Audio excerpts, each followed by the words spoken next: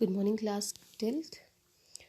अब जेनेटिक्स जो है उसमें हमारा नेक्स्ट जो सब टॉपिक आता है वो आता है डीएनए फिंगरप्रिंटिंग का।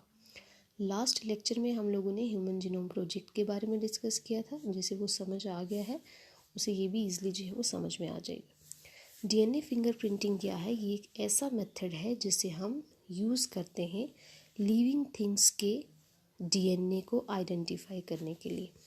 जैसे हमने पढ़ा था कि डीएनए ऑलमोस्ट हम सब के अंदर सेम ही होता है, लेकिन कुछ एक सीक्वेंसेस उनमें ऐसे होते हैं जो हर इंडिविजुअल में अलग अलग होते हैं, और उन सीक्वेंसेस में कुछ एक मार्कर्स ऐसे होते हैं जो सिर्फ और सिर्फ हमारे जो है हमारे पेरेंट्स के साथ मैच करेंगे और किसी दूसरे के साथ मैच नहीं करेंगे। इसके अंदर हम पूरे पर्सन के सीक्वेंस को नहीं लेते हैं, बल्कि वही कॉमन मार्कर्स जो हैं वो लेते हैं। ठीक है, जिस तरह से हम सब के अंदर 5 फिंगर्स हैं, हर एक के अंदर है। जैसे ह्यूमंस की हम बात करें, 5 उंगलियां तो सब में है, मतलब डीएनए तो सब में है, लेकिन उन 5 फिंगर्स के ऊपर जो फिंगर प्रिंटिंग है वो हम सब की अलग होती है। इसी तरह से डीएनए सब में है, लेकिन उस डीएनए में उस स्पेशल सीक्वेंसिंग जो है वो हम सब की अलग अलग होती है। इसको डिफाइन करेंगे, it is a technique that shows the genetic makeup of living organism. Genetic makeup क्या है? डीएनए, और डीएनए के अंदर वो स्पेशल सीक्वेंसेस जो सब में सेम नहीं होते हैं। और इसमें जो है डिफरेंस फाइंड आउट करते हैं हम लोग सैटेलाइट डीएनए रीजन्स जो हमारे जीनोम के अंदर होते हैं। सैटेलाइट डीएनए रीजन्स बेसिकली हमारे जीनोम में वो वाले रीजन्स होते हैं जो किसी भी प्रोटीन के लिए कोड नहीं करते हैं, और ये हमारे डीएनए का एक लार्ज पोर्शन जो है वो बनाते हैं, ये हमारे जीनोम का। और इनकी एक स्पेशल क्वालिटी ये है कि ये बहुत ज़्यादा पॉलीमॉर्फिज्म शो करते हैं। Polymorphism, poly means many, morphism means form, यानी बहुत सारी फॉर्म्स हैं। इन्हीं की वजह से जो है हर इंडिविजुअल का जो डीएनए है वो अलग अलग होता है। दूसरी बात है, इसका जो बेसिक है कि डीएनए फिंगरप्रिंटिंग जो है वो डिपेंड करती है एसटीआर्स के ऊपर। एसटीआर्स यानी कि शॉर्ट टैंडम रिपीट्स, इनको हम लोग VNTRs भी कहते हैं, variable number of tandem repeats. ये वो न्यूक्लियोटाइड सीक्वेंसेस होते हैं हमारे नॉन कोडिंग डीएनए के जो जो रिपीट होते रहते हैं, थोड़ी थोड़ी देर के बाद रिपीट होते रहेंगे, और इनका साइज जो होता है वो 0.1 से लेकर के 20 KB तक होता है। इसको डीएनए फिंगरप्रिंटिंग की जो टेक्निक है इसे एलेक जेफरे ने जो है वो डेवलप किया था, और इसकी कुछ एक स्टेप्स हैं। पहला स्टेप है कि हमने डीएनए को आइसोलेट करना है, उसके बाद हमने उसे डाइजेस्ट करना है, यानी कि तोड़ना है with the help of restriction endonuclease enzymes, जिन्हें हम लोग मॉलिक्यूलर सीजर्स भी कहते हैं। उसके बाद हमने उन कट की हुई फ्रेगमेंट्स को सेपरेट करना है by the help of gel electrophoresis. उसके बाद जब हमने उन्हें सेपरेट कर लिया है तो हमने उनको ब्लॉट करना है किसी भी सिंथेटिक मेम्ब्रेन के ऊपर। उसके बाद हमारे पास जो अवेलेबल VNTRs हैं उनके साथ उनको हाइब्रिडाइज करना है, और फाइनली हमने क्या करना है, ऑटो रेडियोग्राफी की हेल्प से उसे स्टडी करना है। तो आइसोलेट करने के लिए हमने देखना है कि हम डीएनए का सैंपल ले कहाँ से, तो या तो हम ब्लड से लेते हैं या फिर चीक स्वैब्स, यानी हमारे जो गाल है उसके अंदर वाली साइड से। ये हम लोग कॉटन स्वैब्स, कान साफ करने के लिए जो हम ईयरबड्स का यूज़ करते हैं उनकी हेल्प से लेते हैं।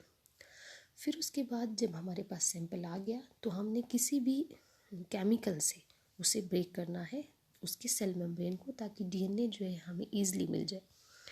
जब हमें डीएनए मिल जाए, अगर वो कम है तो हम PCR यानी कि पॉलीमरेज चेन रिएक्शन की हेल्प से उसकी नंबर ऑफ़ कॉपीज़ भी बना सकते हैं। PCR हम नेक्स्ट जो है वो लेक्चर में डिस्कस करेंगे। अब हमारे पास डीएनए आ गया है, अब हमने क्या करना है, रेस्ट्रिक्शन एंजाइम यानी कि मॉलिक्यूलर सीजर की हेल्प से उसको अपने जो भी हमें फ्रेगमेंट चाहिए उसमें कट कर लेना है। इसके बाद हम लोग जेल इलेक्ट्रोफोरेसिस की हेल्प से उन फ्रेगमेंट्स को सेपरेट करेंगे डिपेंडिंग ऑन साइज़। और ये जो टेक्निक है इसमें हम लोग क्या करते हैं, पावर सप्लाई देते हैं, इलेक्ट्रिक फील्ड के इन्फ्लुएंस में ये जो फ्रेगमेंट्स हैं ये मूव करना शुरू कर देते हैं। ये सेटअप है, आप देख सकते हैं। पावर सप्लाई है, cathode, anode, electrophoretic buffer, well है। इस वेल के अंदर हम लोग सैंपल को डाल देते हैं। जेल है एगरोस जेल। अब आप सेकंड इमेज में देख सकते हैं, कि किस तरह से जो फ्रेगमेंट्स हैं वो मूव करना शुरू हो गई, क्योंकि हमारा जो डीएनए है वो नेगेटिवली चार्ज होता है, इसलिए वो हमेशा पॉजिटिव की तरफ मूव करेगा, और लो मॉलिक्यूलर वेट जो है वो आगे है और हाई जो है वो पीछे। अब जब यहाँ तक हम लोग पहुँच गए हैं, फिर हम इनको ट्रांसफ़र करते हैं टू सदर्न ब्लॉट, यानी किसी भी ब्लॉटिंग मेम्ब्रेन, सिंथेटिक मेम्ब्रेन के ऊपर। और इसको हम लोग सदर्न ब्लॉट का नाम दे रहे हैं क्योंकि इसे डिस्कवर जो है वो ईडी सदर्न ने किया था।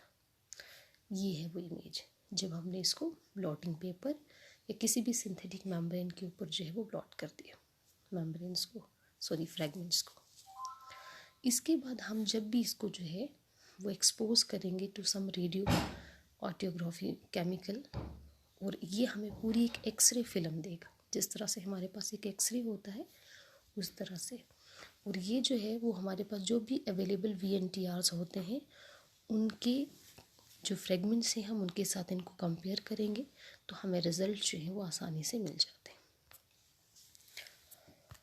ये आप देख सकते हैं इमेजेस।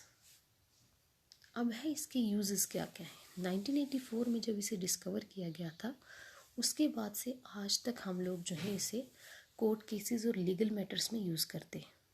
जैसे ट्रांसप्लांट करना है कोई भी जो है वो टिश्यू ऑर्गन, उस केस में हम इसे यूज़ करते हैं कि डोनर और रिसीवर के जो आपस में DNA है वो मैच कर रहे हैं या नहीं कर रहे। किसी भी डिज़ीज़ को जो है, जैसे फैमिली डिज़ीज़ कोई रन कर रहा है उसको स्टडी करने के लिए, और उसके बाद हेरिडिटरी कंडीशंस में बहुत ज़रूरी, क्रिमिनल्स के आइडेंटिफिकेशन में, जो हमारे पास स्पीशीज़ डाइवर्सिटी है या जेनेटिक डाइवर्सिटी है उसके लिए, और पेरेंटल डिस्प्यूट्स में, यानी ये चाइल्ड जो है वो इस पेरेंट से बिलोंग कर रहा है या नहीं कर रहा है। तो इस केस में हम क्या करते हैं, जैसे हमारे पास जो VNTRs होंगे, मान लो जहाँ पर ये क्रिमिनल सीन हुआ है वहाँ पर हमारे पास कुछ VNTRs, जो भी मटेरियल मिला हमने उनके VNTRs ले लिए, उससे फिर हम जो भी सस्पेक्टेड क्रिमिनल है उसके VNTRs के साथ कंपेयर करते हैं। अगर वो मैच हो गए तो डैट मीन्स वो क्रिमिनल है। इसी तरह से फादर चाइल्ड के केस में मैंने आपसे कहा ना कि हमारे जो मार्कर्स हैं वो सिर्फ हमारे पेरेंट्स से मैच करेंगे और किसी दूसरे के साथ में, उस केस में हम इसे यूज़ करते हैं। फिर प्लांट्स स्पीशीज़ होगी या फिर एनिमल स्पीशीज़ होगी, ठीक है, उन्होंने कितना टाइम लिया स्प्रेड होने में, वो कितनी एक दूसरे के साथ रिलेट करती हैं, जिनका DNA जितना आपस में क्लोज होगा वो उतना उनके साथ जो है वो रिलेट करेंगे एवोल्यूशन की स्टडी के लिए।